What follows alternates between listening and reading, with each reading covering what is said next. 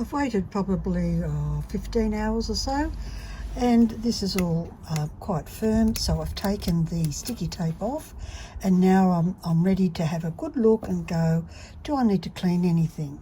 I could be pedantic and clean that off, but that's just being silly. But then I look at a bit of it and I go, oh my gosh, I've bumped this. I broke my little advice yesterday, do a final check. So I must have done this during the final check. It's like a kangaroo's leg. So I'm going to pry these off, clean it up and re-glue. So I'll show you how to do that. This is a what if things go wrong. This one's a go wrong. So here's the Dr. Butcher layout. Yes, my surname is Butcher. And the tools. I've got some old ones here. I finally decided it's time to replace, but didn't do anything about it. And then I saw the new set, which has got this amazing end piece in it. And I'll go over why that's pretty fabulous. And I thought, now's the time.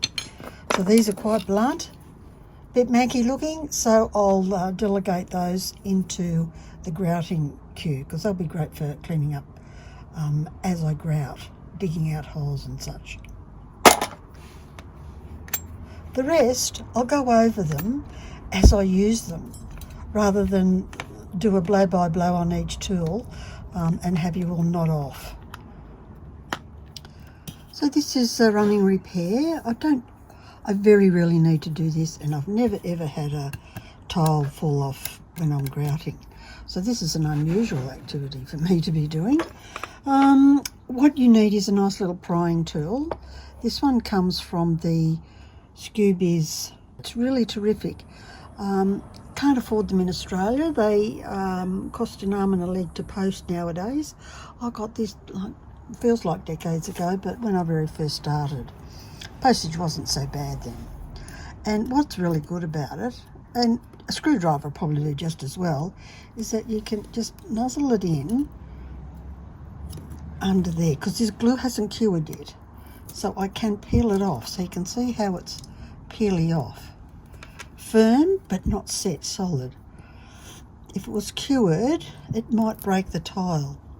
You can attempt to clean the tiles if you want, and get the silicone off, but it's important to have them clean. So I think 3 will do the trick. So then I end up with these little patches of stuff.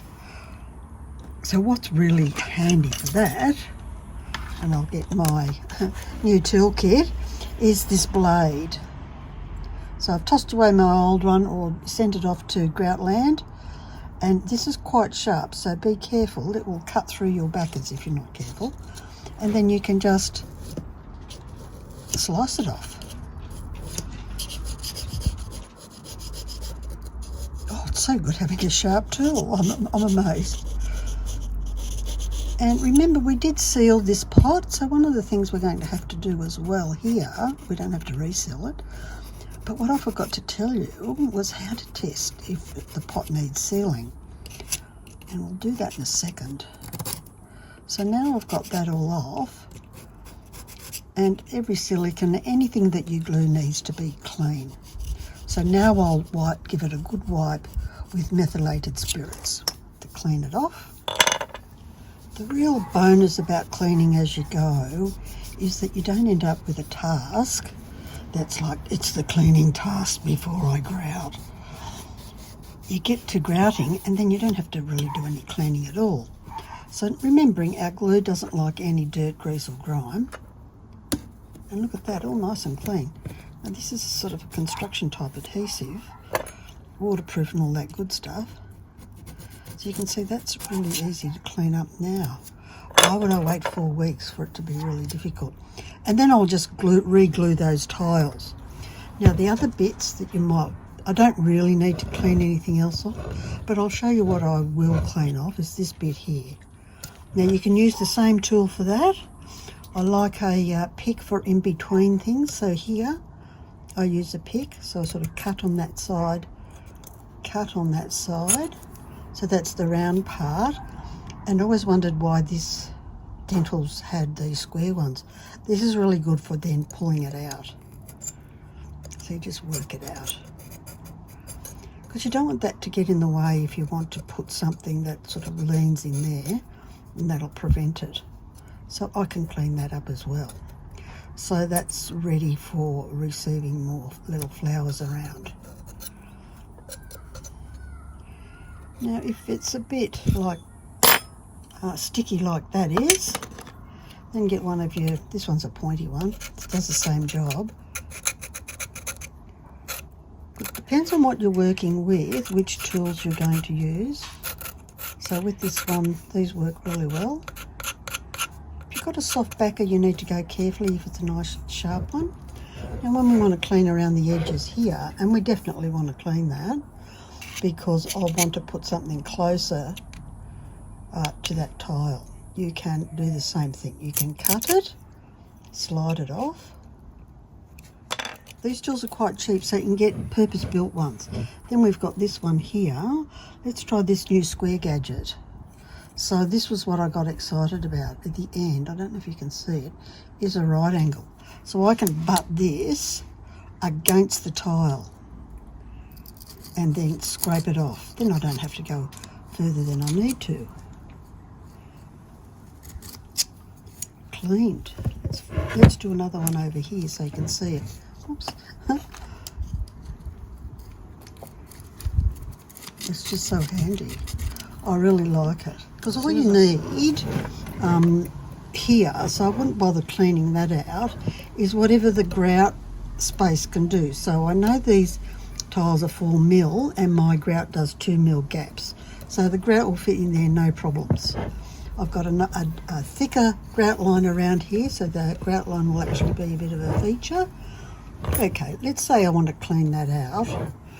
Normally it's thicker and has come all the way up. Once again, this is where the pick. So this is the width of your grout lines, or that's what I aim for. Sometimes they're a bit wider. So you go down one side and then the other side.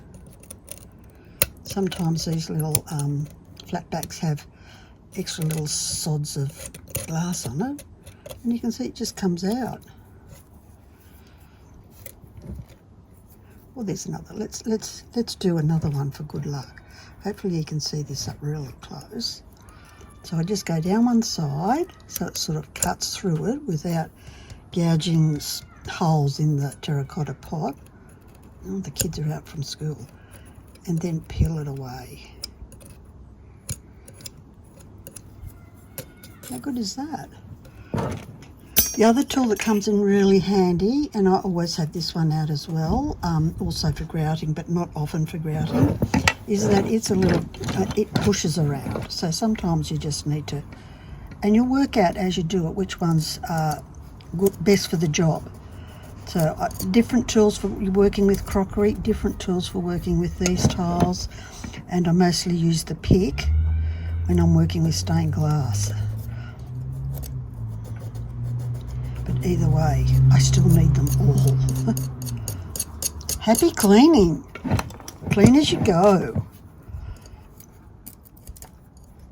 You've bought yourself a new pot and you can't decide whether to sell it or not, because that is time and money, particularly if you're in business. So you just get yourself a little cup of water, stick your fingers in, drip the water on there, and if it doesn't soak in, makes little bubbles like that is, it's not soaking in at all, you don't need to seal it. We know I've already sealed this one, so all is good.